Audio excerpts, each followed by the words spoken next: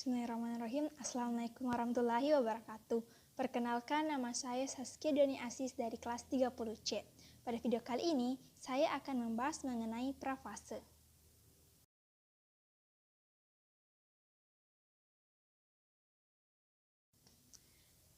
Seperti yang diketahui bahwa pada video sebelumnya kita membahas mengenai peninjauan pustaka.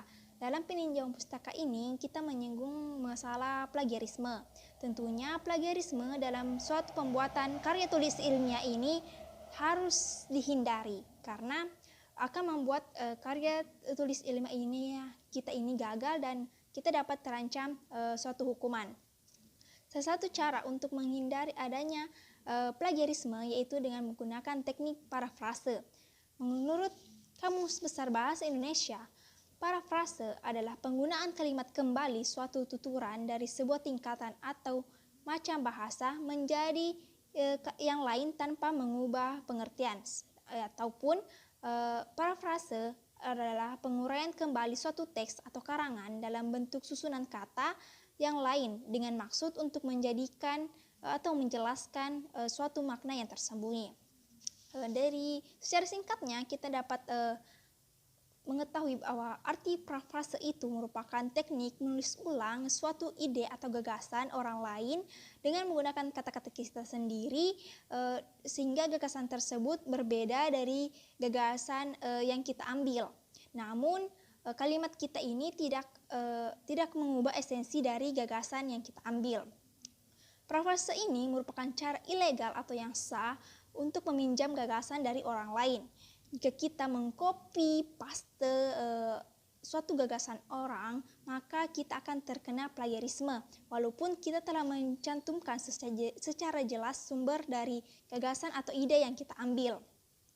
Hal ini karena dalam menggunakan aplikasi pendeteksi plagiarisme, aplikasi tersebut hanya mendeteksi atau menghitung susunan kata yang sama dengan sumber yang tersedia secara online. Meskipun kita mencantumkan sumbernya, tapi aplikasi ini tidak mempertimbangkan apakah kita mencantumkan citasi atau tidak.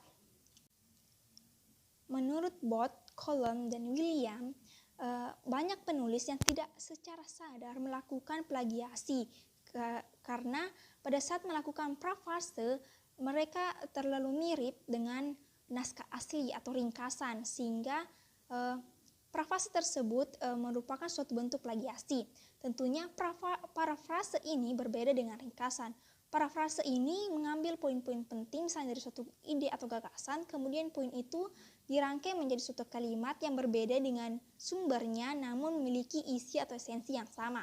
Sedangkan meringkas, kita mengambil poin-poin penting dari suatu gagasan, kemudian poin-poin itu kita rangkai menjadi suatu paragraf. Secara sederhananya kita hanya mengkopinya lalu mengurutkannya menjadi suatu paragraf. Tentunya hal lain yang perlu diperhatikan dalam membuat parafrase yaitu kita harus tetap menyebutkan sumber asalnya. Meskipun kita mengubah kalimat tersebut menjadi kalimat yang berbeda, namun kalimat tersebut tetap merupakan ide atau gagasan dari orang lain. Oleh karena itu kita harus menyertakan sumbernya. Apa bedanya jika kita hanya mengcopy, paste, lalu edit? Itu sama saja dengan bentuk plagiasi.